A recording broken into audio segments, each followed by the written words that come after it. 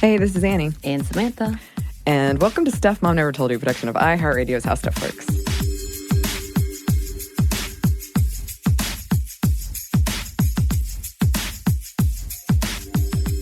Well, I have to write out that intro every time. I know. And it just says XXX where you put in the show, and every time I think of the movie Triple X. And I've never seen that movie. Which, just a side note, I don't know if you've seen the new controversy trying to make Elizabeth Warren Cougar. That's the new title that she's gotten because there was this allegation from this young guy saying that he had a sexcapade. Oh, with, my gosh. Possible President Warren. I'm just waiting. But maybe. On the picture, and then it was debunked really quickly because he had a picture on social media which debunked it. But in there, he had a Triple X tattoo. Oh, really? Oh, no. It was fantastic. I mean, if you have a Triple X tattoo, there's a lot to be said. No judgment from me, but yes. We're not talking about Triple X today. We're talking about women in the alcohol industry. Right. And this episode has been a long time coming. I actually, maybe 2 years ago, met someone who I fell in love with and thought, I've got to get her on the show. Rightly so. Tiffany Barriere, who you won't hear in this episode, but we do have a part 2, kind of, a cocktail hour coming up, and she'll be in that one. But just timing and personal thing, all this stuff kept happening in quickening way. But then you were determined to get a cocktail out of this. Look, whenever I can get good cocktails made for me, I'm gonna take that opportunity 100%. I really appreciated it. You were very gung-ho. You were very determined it was going to happen, and it did. It did, after some emails and some pleading and some gin. Yes. Yes, we finally made it. That's just us making it. Getting free drinks. I mean, okay. Yeah. So for this one, we do have two experts in the field, shall we say, people who've been working in bartending and making cocktails in Atlanta for a while. But we did want to give kind of a brief overview before we get into that. And also, if it's not obvious, if you struggle with alcoholism, probably this is not the episode for you. Right. So we do have some numbers. The U.S. Department of Labor reported that as of 2015, 60% of bartenders identify as female, but they are often relegated to jobs that pay less. Women asked about their experiences have said that they can get a job at a sports bar or a restaurant like Hooters pretty easily. And by the way, a headshot might be a bigger deal than any skill when it comes to cocktails at places like that. Right. And I know that was part of the thing in, I think, L.A., where they would have to have headshots to become a part of that industry. Which is okay. And a study out of New York found that 60% of bartenders in the city's fine dining restaurants were male, where the money is higher. In family-style dining restaurants, where the money and the prestige is lower, men make up 45% of the bartenders. Basically, women, even though they make up a majority of the bartending workforce, are underrepresented when it comes to these profitable, high-respected bartending positions. And the same thing bears out when you look at people of color. Yeah, and I know I've brought it up before. I think when I first came on the show, they were like, Anney does another podcast called Savor. You can go listen to her and some things that relate to feminism on there. And one of the big ones is we did one on tipping. Right. And we talked about a lot of this stuff. If you want to go check that out, it's probably the angriest I've ever gotten on a food show. One problem in the way of getting more women working as bartenders has to do with the pathway to becoming one, which is something influential New York bar employees only accidentally stepped into on social media in 2016. A job post for their Singapore location read, "Not just a boys club. We are looking for badass cocktail waitresses and supervisors to join our team." Which sounds good. The thing is, it's easier to become a bartender if you start out as a bar back, an assistant behind the bar, cleaning glasses and stocking liquor, than it is from cocktail waiters to bartender. Men are more often hired as bar backs, so women are more often hired as cocktail waiters. This, in part, seems to come from a place of benevolent sexism, the belief that women can't or shouldn't handle the physicality and long hours associated with being a bar back and a bartender. When Taste of the Cocktail held a session on gender issues at their 2016 conference, they found respondents answered that the two biggest obstacles women face when it comes to building a career in bartending were employer biases and customer biases. So many female bartenders have stories of a customer asking her, when will the bartender be there? Or asking a male colleague who happens to be behind the bar for a drink. You're going to hear some examples of that in our interviews, of people assuming a female-owned bar is owned by a man, of people assuming women got the job thanks to their looks, while men got it thanks to their skill. Getting questioned more about their skills and cocktail knowledge as compared to their male colleagues, or if there are more women behind the bar than men, getting questioned about the agenda of the bar. Which our guests will be talking about more and more. As with most, if not every industry, there is a wage gap as well. The average hourly wage for a female bartender is $12.17 compared to the $13.88 for male bartenders. And this is in the U.S. Right. So I would love to hear from listeners from other countries if they have any information on that. Another problem women might face, and men too, is sexual harassment in this industry. Some studies have found that women working in hospitality report sexual harassment at a rate that is 5 times that than of the rest of the American female workforce. This happens on both sides of the bar, customers and colleagues. It's difficult when you depend on tips as part of your income and that customer is always right mentality. Right, and again, I guess do talk about the fine line. Yeah. Of customer service and just being like, leave me the hell alone. Right. Well, the statistics from the U.S. Department of Justice show that outside of the military, the only professions more likely to be targeted for attack are law enforcement and security guards.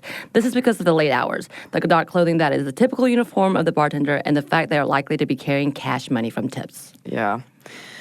So how do we get more female bartenders? Some people have been trying to make that happen. There are a couple of projects aimed at getting more women in bartending. In 2011, Ivy Mix and Lynette Marrero started a women-only bartending competition called Speed Rack. It's grown, now taking place in several cities across the country and across the world.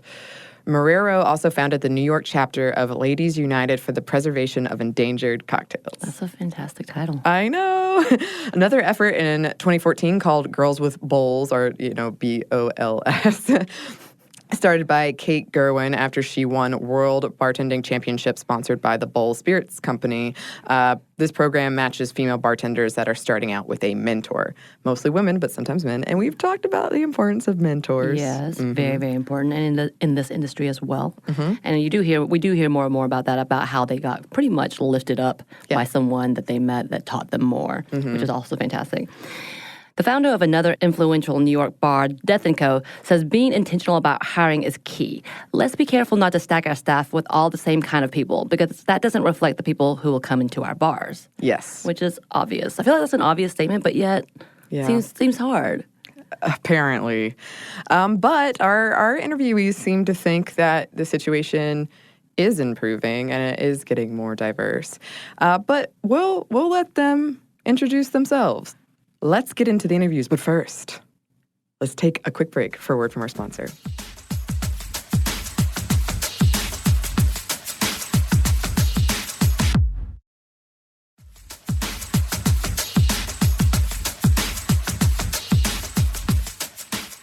And we're back. Thank you, sponsor. So, let's just dive right in. Let's do this.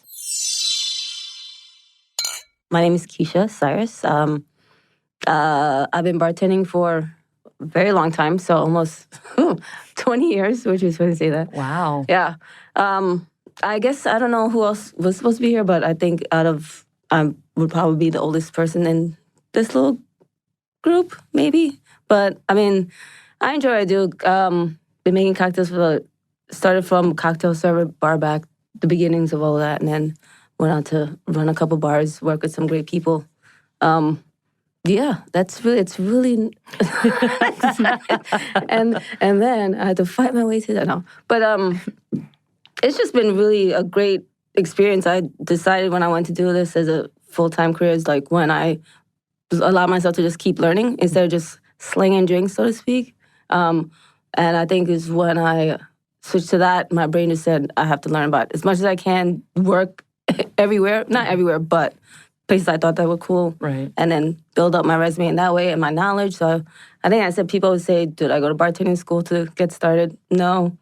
I just kind of fell into it and then loved it. And it just fits my lifestyle, Just kind of like being able to meet people. It did help with, I used to be, still am, very shy.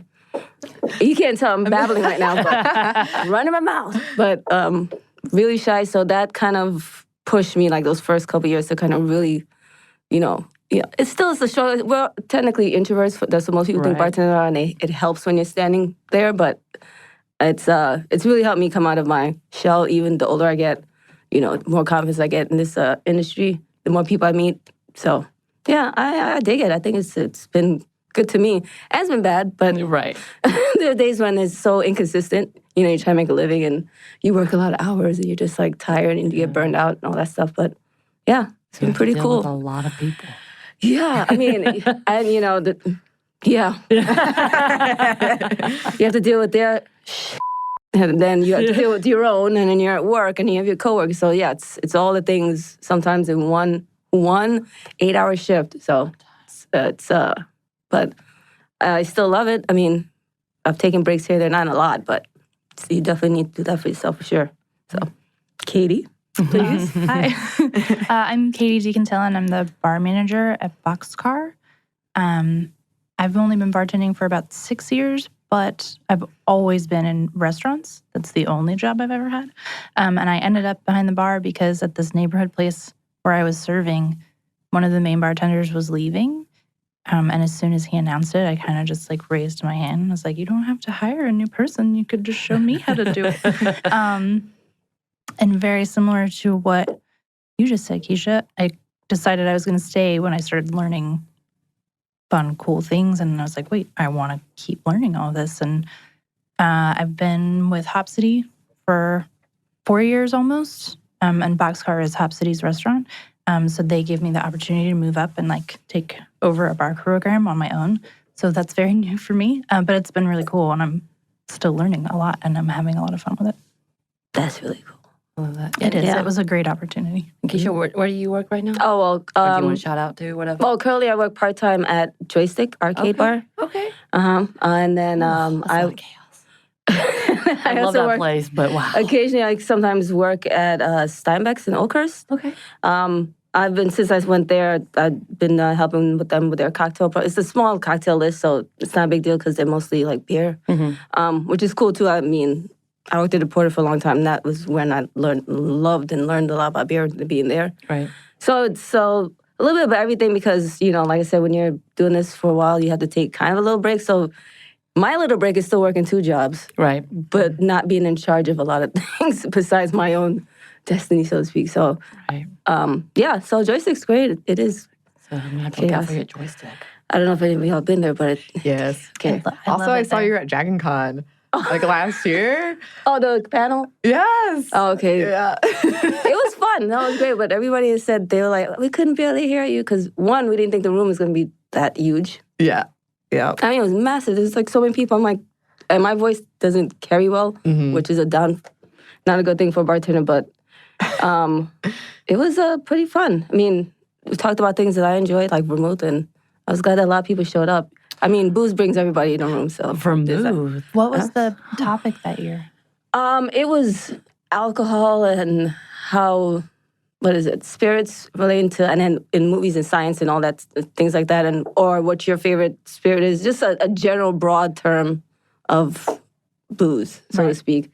I love going to the booze panels. So this one was, we had 5 people, and it was great. I mean, you picked, whatever you want to talk about the most, what your favorite is.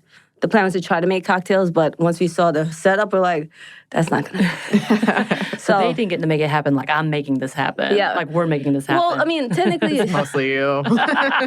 Yeah. You did great. Giant Con could get real crazy. So, So. I went for the first time this year. Yeah. It was a lot. It was. I tried to warn her, but, It was pretty cool still, It's a good panel. I 2 people made drinks. I just talked. That's awesome. And that was it. So, it's a good time. Have you been? Oh, yeah. Like you said, with booze event. I mean, geez, that room was packed. Yep. How was it? Have you been based in Atlanta the entire time you've been working bartending? When I became a true professional, I guess I'm going to say it that way, yeah. I grew up in New York, and I worked at a Red Lobster in Long Island when I was going to college out there. Okay. Lobsteritas. That's what I'm saying. So Yes. if you asked me about Chili's, I would know.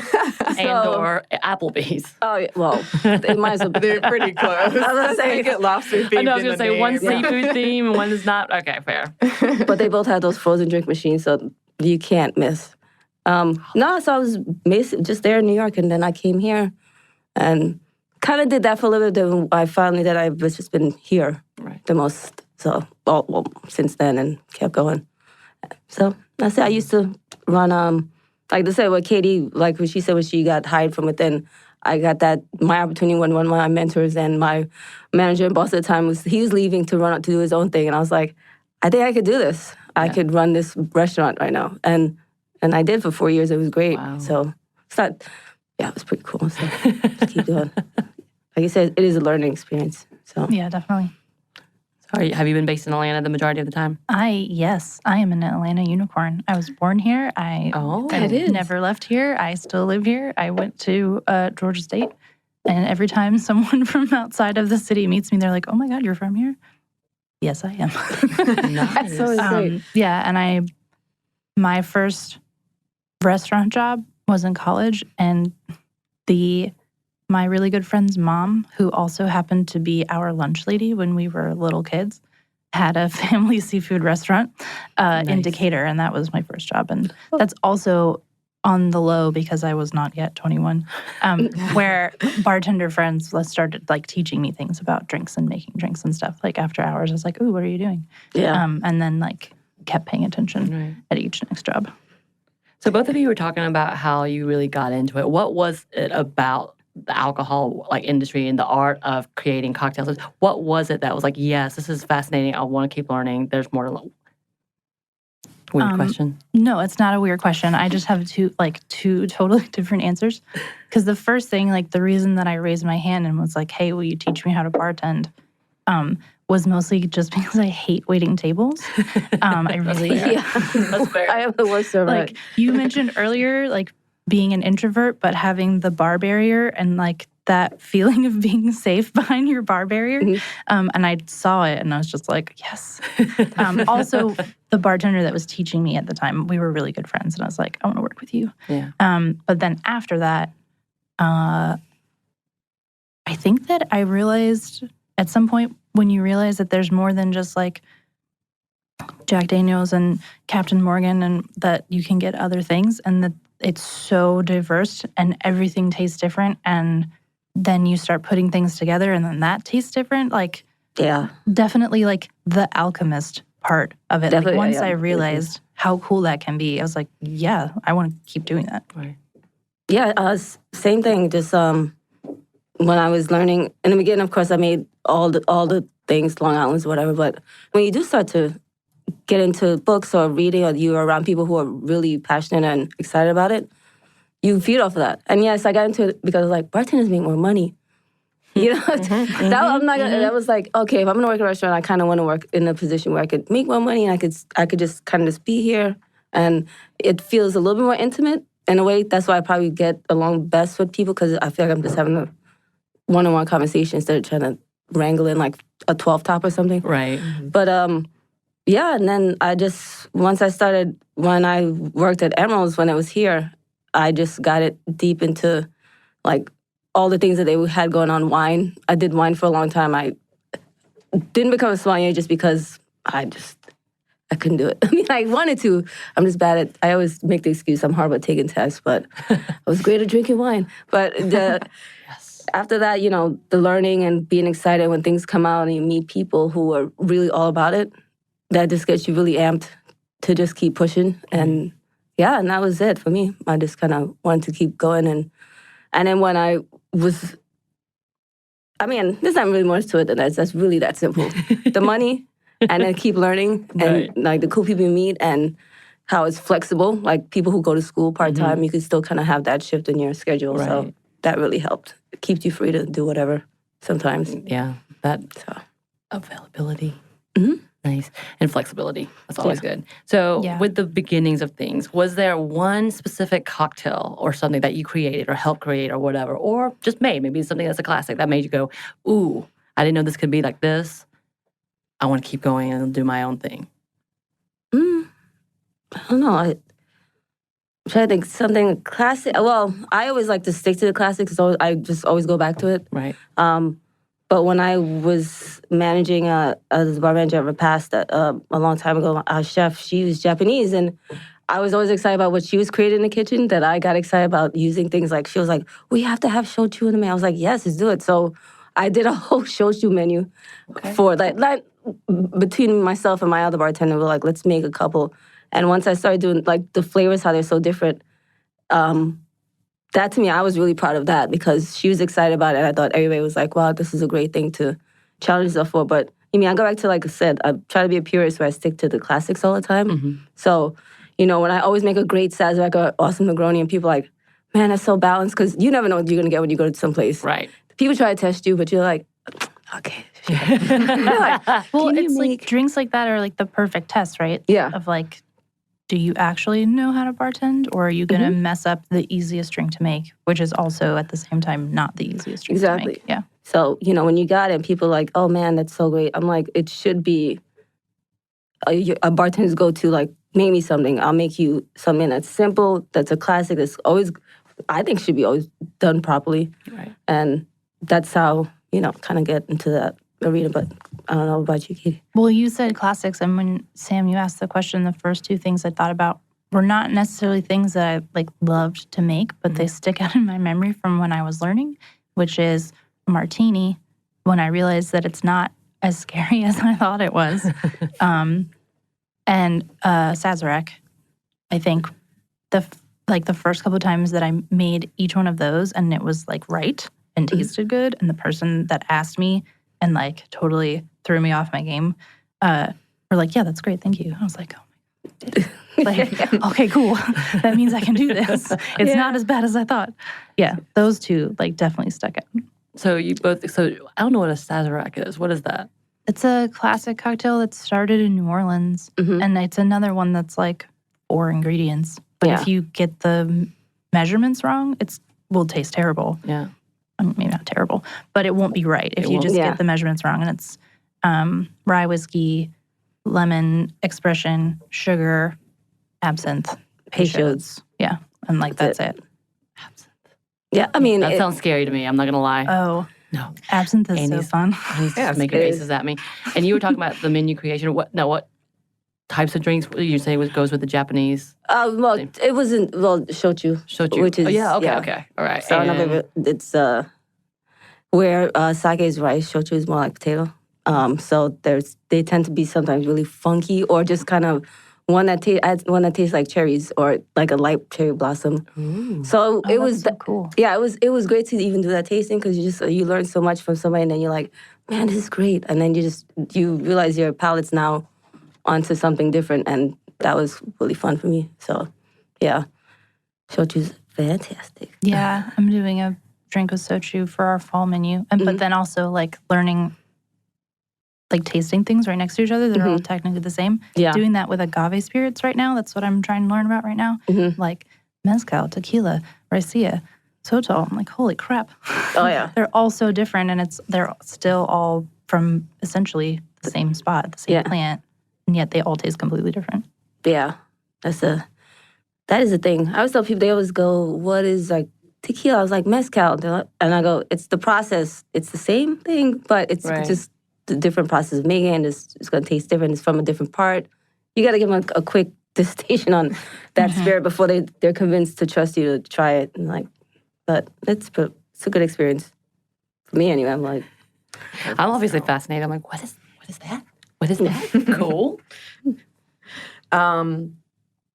So one of the things on this show, and I feel like maybe you've alluded to some of the things, but what is it like being a woman in this industry? And especially, like, how has that changed, or has it changed?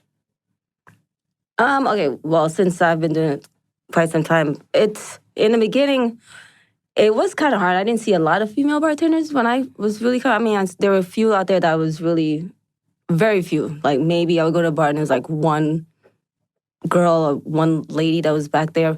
But you would see like girls or would work at bars that, you know, their boobies are out or whatever, or they're kind of, I said boobies like I'm 12, but and they work at like old divey places because they've been doing it a long time. Those were kind of bartenders that were just kind of, like I said, slinging drinks, which is fine. Right. You know, you're making your money, you're doing your job, and I totally get it. I'm going to probably be an old lady too someday.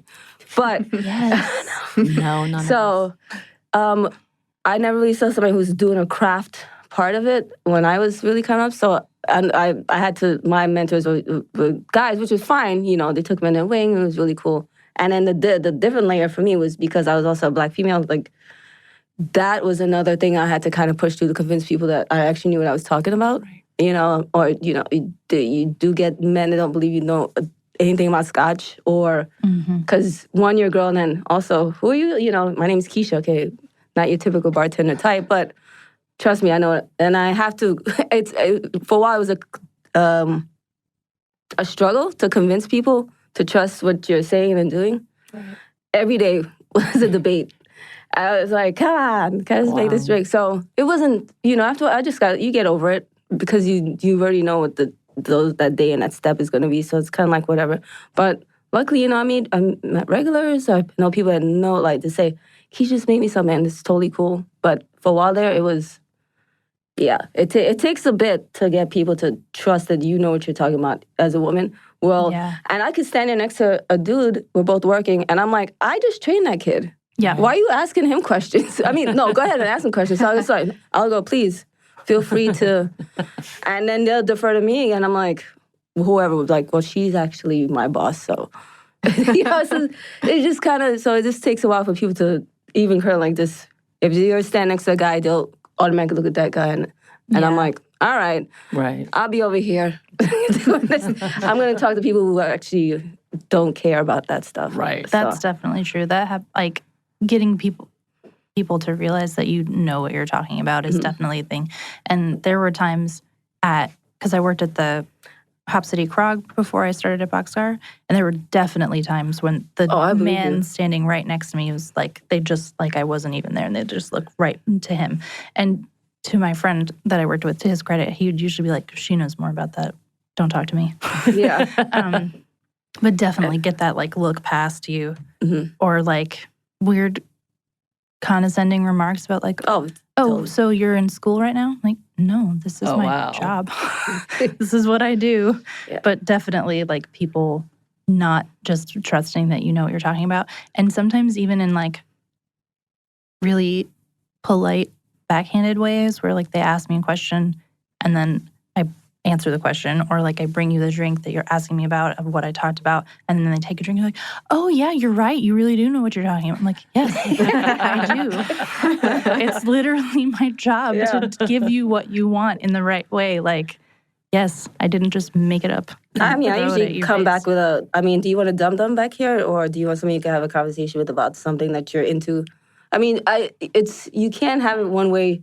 You know, where there's somebody back there who knows what they're doing, they're making something, and then you want to be confident that person's going to do you right. You're spending, $12 for a drink or whatever, $8 maybe, but whatever it costs, trust and believe. I mean, not to say they probably have not had a bad experience, but if I'm already starting off with this dialogue, then it's totally fine. Let's just keep going.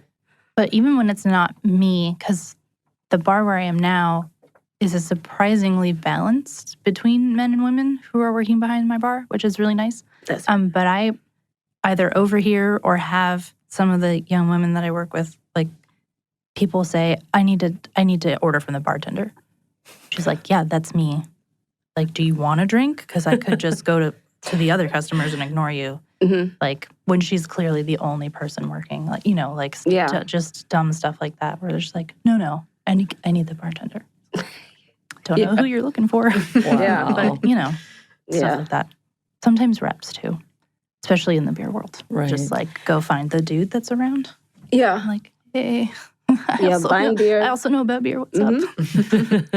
Oh, I can imagine buying beer is kind of rough because those guys, they're always, like, beer guys. They're, like, either burly or kind of dudes or whatever they're doing. And they just never, when we start talking about beer, I'm sure Katie's even more on top of this than I am, but they still can't believe that. I'm like, yeah, I have to buy this. I have to know what I'm talking about. You know, I'm not just here because they couldn't figure it out. I don't know. I don't know what they want from me, but it's just not a thing. I wish there was more points of view of like other women that were.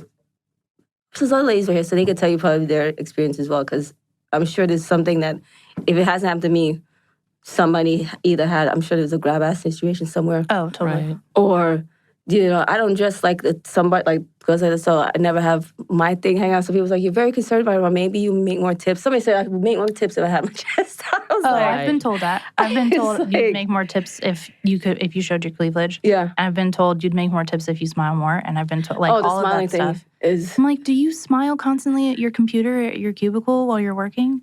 Like, if I'm not directly talking to someone, I'm probably not just like looking like a crazy person. Yeah, like if I'm just over in the well making drinks straight and the other bartenders are taking care of the guest, I'm probably not smiling. Like, Yeah.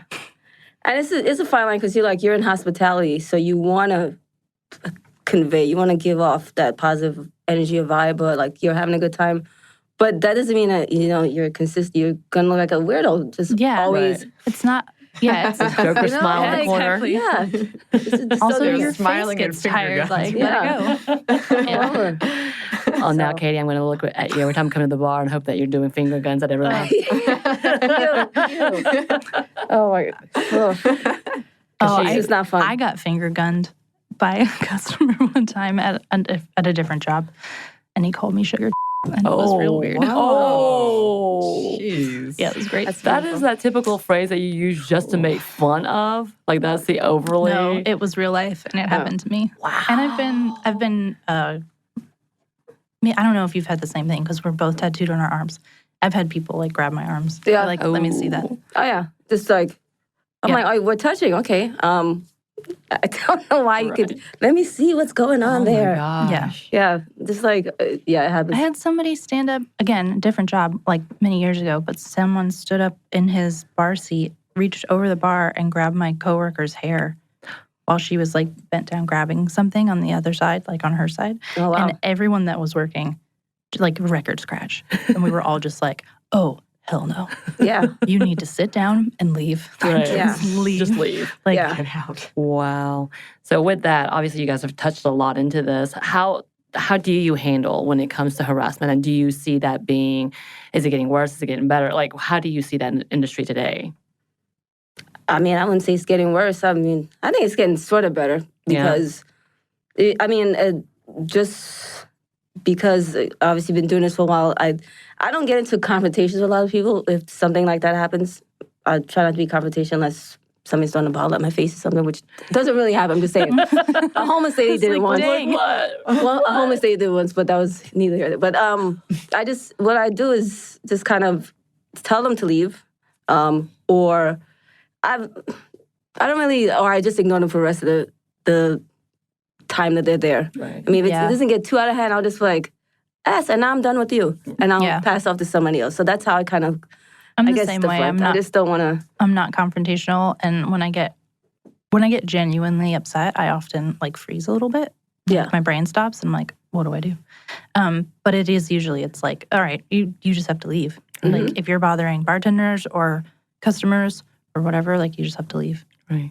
So I actually had an incident and when I worked at a brewery in which one of the contexts was an older white gentleman was there at an event that, whole big story, but he started calling me Oriental girl and thought it was funny. Oh my God. And as a way of flirting with me. And this was his thing. And he would like, yeah. So he kept screaming at me. He kept screaming at me about it. And finally I just got to the point because I was told he couldn't leave.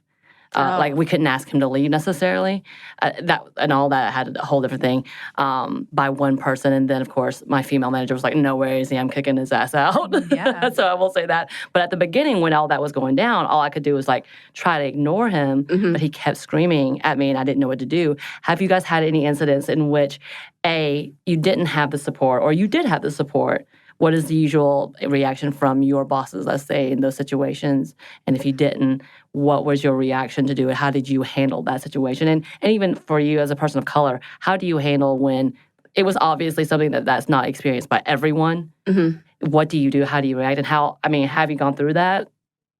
Maybe you haven't. Maybe it's just me. Well, no, I haven't had somebody like just start yelling about anything in particular, or just being a complete dick, excuse my language. But yes and no, because they're drunk and they're drinking whatever. Right. So again, I would ignore them until it was time for them to go. And luckily, even though the whole thing, the customers or guests are kind of weird, sometimes when you work with good people, they will, and it's such a liberal job, people just will be supportive of you regardless. Like, they'll just either have your back until, I've never not had a manager not stand up for me if I said that guy is being weird. Or like, say I work at Joystick now and I was just standing there at the jukebox, just like, because my coworker was like, play a song. So I'm like, okay, cool, I'll go over there. And some dude just comes up and feels free to grab my butt. So I was like, so I turn around and grab him. I'm like, you're out of here. And he goes, oh, what do you mean? Why are you grabbing me? I was like, because you just grabbed me. You know, like kind of like a really, I'm like, I'm not going to fight a guy or whatever because I shouldn't have to. So I was like, all right. So luckily there's support where we had security where I could like him, you know, get him out. So it helps when you do have people that you work with that are willing to just, don't even ask questions. They know you felt a certain way. Don't want to have a discussion. You need to leave. So luckily, yeah, I've been in a situation with people that have been supportive because I am also a woman of color. Sometimes I've been the only one in the room. Right.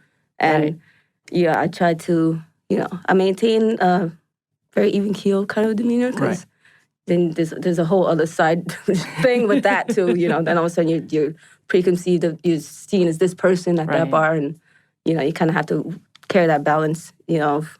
Because if you're not, you're and then you're a just bitch, and you're not friendly enough. And you're like that one angry black person in the restaurant. You're like, well, I don't want, now I gotta be, are you gonna put me in this box? Okay, cool. It's just, so there's a whole other there's so section many levels to that. Oh, it's so many. It's just in general, working at a restaurant, working behind a bar, guests, sometimes coworkers. You know? So you just never, you have to realize or try to figure it out somehow. So, yeah, I've been lucky too of having backup. Not recently in my life, definitely, like managers always had our back.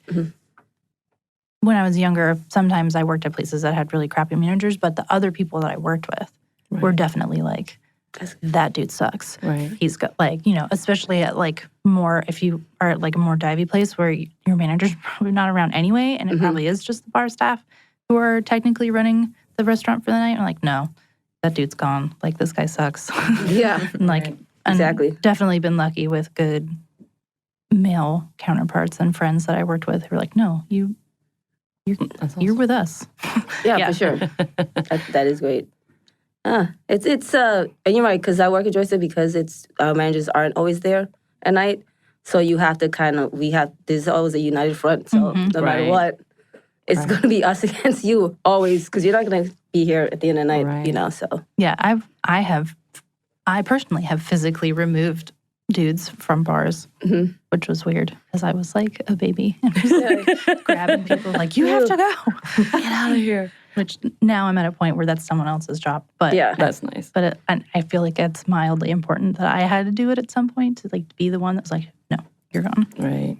Yeah, you should just hold the door open until they leave. Like, I grabbed a dude by the shirt like with two hands and was like pulling him out because he wouldn't leave a table. Like, it was a whole thing. But, like, he had to be physically removed because he was not going to leave on his own. Wow. Oh my God, that's kind of scary. Also, I was gonna say, and do they take you seriously? Like, if you're the one, be like, I need you to leave. Oh no, he super didn't take me seriously. I had to remove him twice, and then my other bartender, the guy that taught me how to bartend, then he removed him, and he's much larger than I am. So that worked out. But so it took to that point to finally figure out, all right, dude, you really, really have to get out. Just to say, I did get support at the end, but it was a really weird, my little experience was so weird. It threw me off so badly that I was like, this is so, because I'm also, as y'all talked about being in the bartender thing, I feel like I have to, I'm not that part of that much anymore, but I have to be overly entertaining, so therefore that I can get those tips. And get that money. And, you know, there's that, like... And that seems to be like an open invitation for the level of boundary crossing that happens in that industry, which is like, how do you balance that for yourself? Yeah, well... I don't know. I'm still learning how to do it. It's I guess when you're overly friendly, I can say that, or you're just being a regular person, nice person, doing your job. You know, sometimes there are guys who do take it where they like think you're flirting to whatever, Right. or they'll all of a sudden they want to get your phone number. I'm like, no, it's not. We're not on a speed date. I'm having a conversation because you're maybe one of two people at the bar. Right. This is a chat. It would be weird if I'm just not talking to you at all. Right.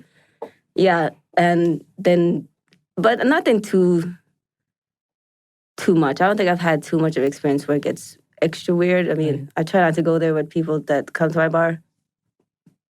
So I don't know. Kind of shove it off. It happens far and few between. Right. I mean, I let that happen far and few between. I won't let it happen to begin with. So yeah, I'm definitely still learning how to balance that, like, because I am not an overly friendly person. Like, I am also an introvert, so I'm not the person to immediately just like go make a new friend or like go walk to a stranger and like start talking, which is bad because it's kind of my job. yeah.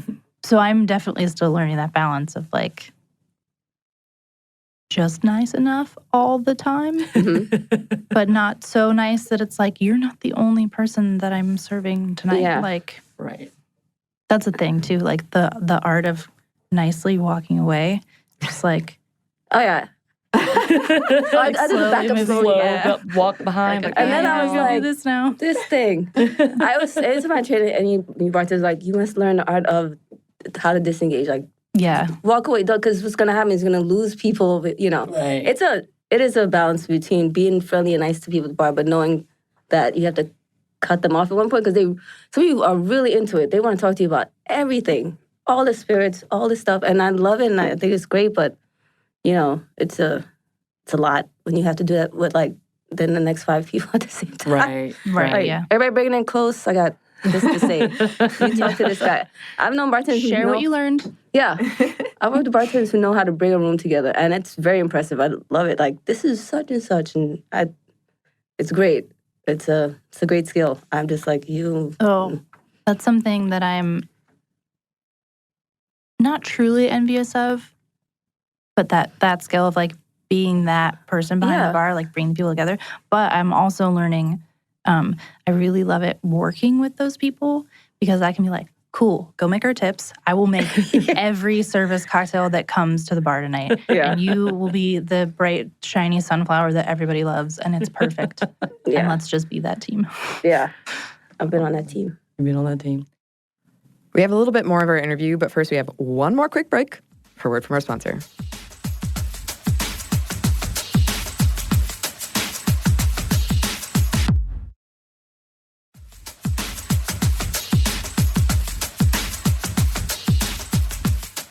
And we're back. Thank you, sponsor.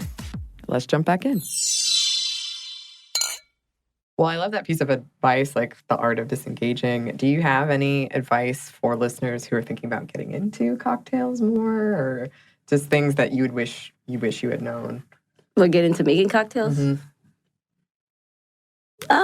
Just the same thing we've been saying. It's like, if you like to drink because you're like, I want to be a bartender and I like drinking, that's probably not the best way to get into it. Because So me, no. Got it. Well, only because then you're just there to drink booze. And trust me, I can drink, but I didn't start off. we all can. Yeah. I didn't start off going like, I just want to be back there so I could try all the booze. Don't do that. Then the second thing is also, if you genuinely not care about spirit, but if you are interested in what spirits are and where they're from and just the whole process of, because it's a deep dive when you get into it, you could go. So that's always a great thing. So I think if you're willing to put the work in, that's my only advice. Then go for it. Like I said, and also it's a great way to keep your things flexible, your hours and your social life.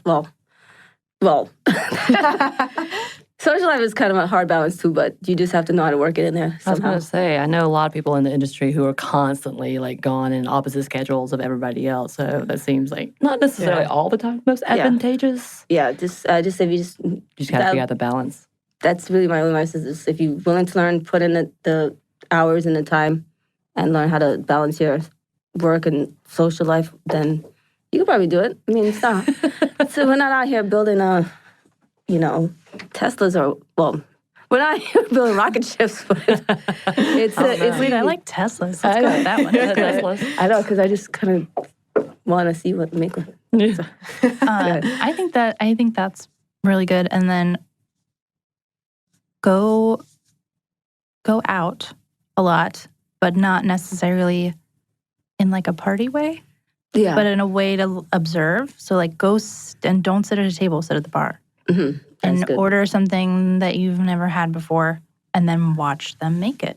And then if they're not busy, ask them questions. Like if it's chill and they seem like they have time to talk to you a little bit and you're genuinely interested, be like, okay, so like, do you mind if I have a tiny taste of that spirit? Like I've never had that before.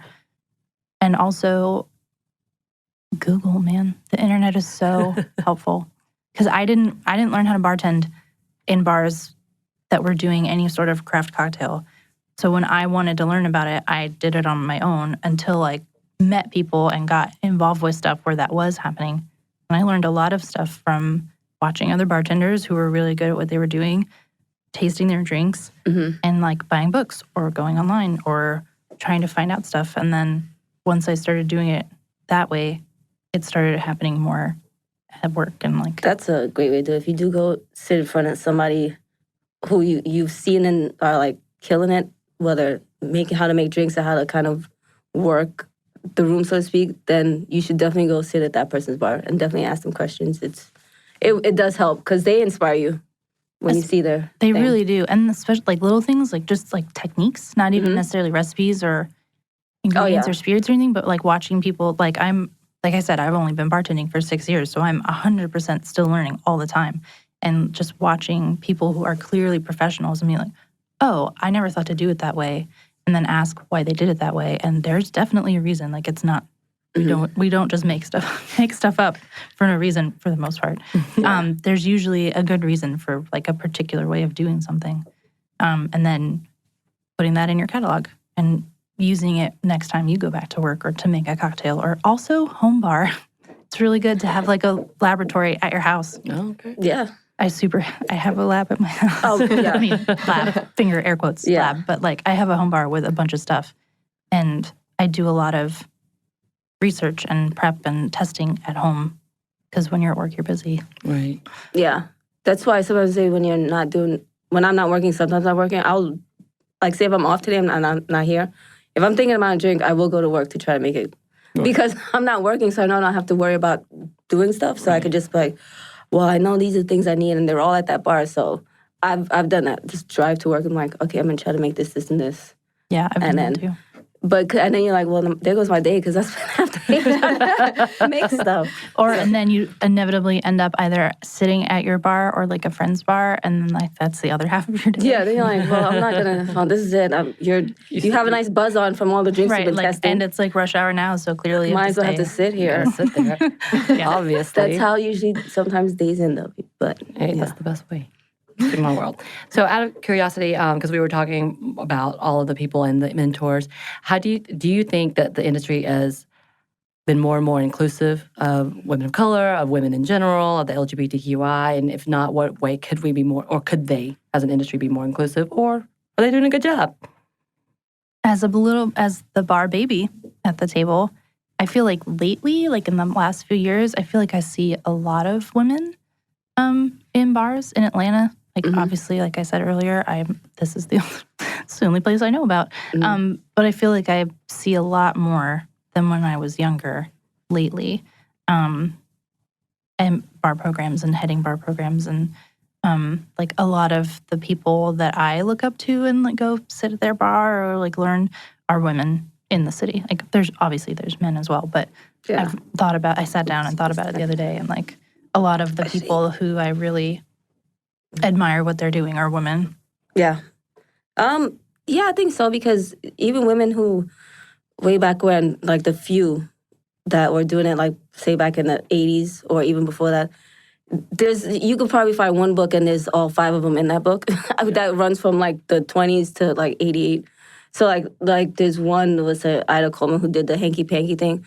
She's in a book, and that was it. That's the other one. The other one I knew after that was Audrey Saunders from like the 80s. And that, I mean, there's this huge gap. I'm sure there's ladies in between all of that. Right. But, she became, she does like the Pegu Club in New York, and she's worked with Dale DeGroff and all these guys, but she had to work her way into just being probably that one female at the time that was even doing anything, because we don't hear any other names at certain points. And I mean, I know I'm not the biggest cocktail historian, so I'm just throwing a couple names out there, but I guess now it is more inclusive. There are definitely bars where, the LGBTQ communities, very present.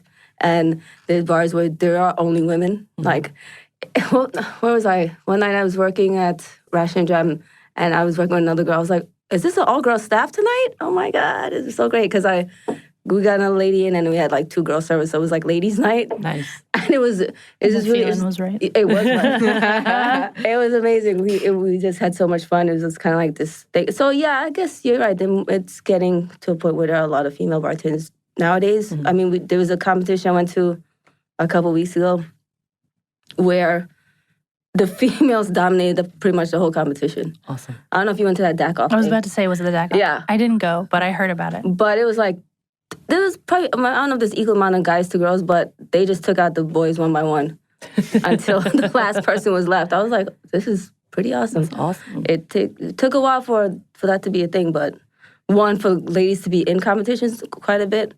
Because even when I don't do a lot of, that's not really my bag. Some of my competitions just, I don't know. I can't. I don't enjoy them. I just get too nervous. Right. But yeah, it's very much more inclusive. There's a thing I went to another one. I wish Tiffany was here because she was a judge at this one, where it was like all gay bartenders. Like, oh, nice. So it was really cool to see something like that. Because even that, I've never seen that before anywhere. Like, it was just, granted, it was mostly men, which I was like, well, come on. But it was still, it was just that was a thing. Right. Which was pretty cool. And the guy who won got a cool prize. So it was really amazing to kind of see that. That's awesome. So yeah, I guess maybe a nice upwards kind of a deal, but still. That's hopeful. Yeah. And the bars I go to, it's always straight white males back there. Yep. And I'm just like, no, nobody. Okay. Go. And it's cool. I mean, right. It is what it is. I mean, I'm not going to go back there and start throwing out political statements at a bar while I'm drinking. Probably not the best idea. No, not the best idea. But my next shot of tequila. It doesn't combine well, huh? No. And then just to give you a one-liner, what's the worst drink to make? To make? Yeah. When a person comes in and says, I want this, what makes your eyes roll? So I know to ask every time. I feel like I have 2 different. Yeah, I don't know. Because there's so many drinks. Like, if you'd asked me like 4 years ago, I would have said one thing, and now I'm like, no, who gives a right. It's fine. I don't know if there's anything that I like is hard to make, but things that I'm tired of making. Yeah. Long Island's and lemon drops, just because they're really boring. and not because not to like yuck your yum or whatever. That's such a dumb phrase. I'm sorry. Is that what? What? You didn't make that up. That's a thing. What? Okay. I keep every time I do interviews, I feel like there's one phrase that I'm like, what is this phrase? It's like the suburban mom version of saying like not to kink shame.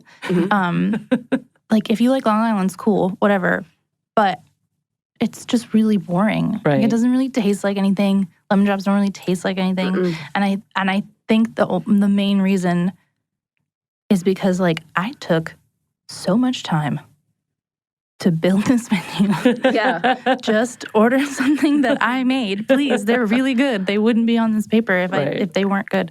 But it's mostly stuff like that I just want people, like Tiffany was saying the other day, about like, let go of your past to try something new. Yeah. Like, I want Which you is to a great try advice something new. to the new drinker, because some people order things like that because they don't know, not that they don't know any better, they just don't know anything. So they're like, they get to a bar like, Long Island? And you're like, all right, fine.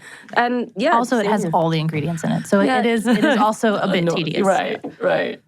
And the same here, I don't think at this point I've made all drinks maybe 1,000 times over. So I'm not, I can make whatever. Just, if you want it, fine. You got it. Yeah. You got it. Yeah, if you had asked me like 3 years ago, I probably would have said like mojito or something. But I don't care. Right. And I'm like, because people was like, do you hate making mojitos? I always get that question. I'm like, no, I've make it all the time. Right. So I have it down to a science. The sugar will be in your face in 2 seconds. There you go. The only thing I hate about mojitos, but really it's not just mojitos, it's kind of summer in general, is mint itself Oh, if you is don't have a mint. pain in the butt. Really? Yeah, just like as a garnish, because it like you have to be really good to it. Like you have to talk to it real sweet so it doesn't like wilt in the middle of your shift. Yeah. And like it goes bad really fast. And then inevitably you just get like sad, crushed up mint stuck in everything Yeah. The sad constantly. mint. So it's not the mojito's fault.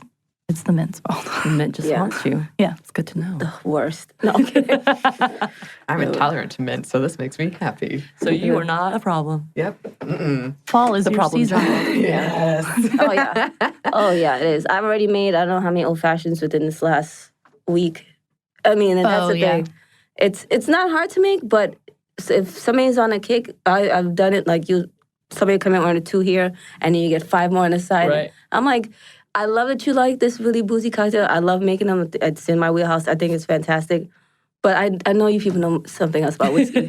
Well, There's another whiskey cocktail out there for you, I promise. old Let me make you fashions something. are totally like the yawn of the cocktail menu. Yeah. And but like the like as soon as somebody at a table, they're like, oh yeah, old fashioned, let's do that. Yeah. And then one turns into 6, and you're like, oh crap, you couldn't just order them all at once. Yeah, it's just it's one of those things I do enjoy making them, but sometimes it does get a bit much because you try to tell people, well, here's another one you might want to get into or try, or here, do you like gin? And they don't want to do that, or something on those lines. But yeah, I don't know. I don't really hate making anything anymore. It's just kind of they're there. That brings us to the end of our long-awaited, at least for us. For us, yes. We've been trying for like a few months with I this. know. Women in the alcohol industry episode. Like we said, after we recorded this in the studio, we went and had a cocktail hour, and we recorded some more with some even more fantastic women in this industry. So that episode will be coming up soon. In the meantime, we would love to hear from you. You can email us at stuffmediamomstuff@iheartmedia.com. You can find us on Twitter at momstuffpodcast and on Instagram at stuffmomnevertoldyu. Thanks as always to our super producer, Andrew Howard. Andrew? Thanks to our interviewees. Yeah, thanks, Katie and Keisha. And thanks to you for listening. Stuff Mom Never Told You is a production of iHeartRadio's How Stuff Works. For more podcasts from iHeartRadio, visit the iHeartRadio app, Apple Podcasts, or wherever you listen to your favorite shows.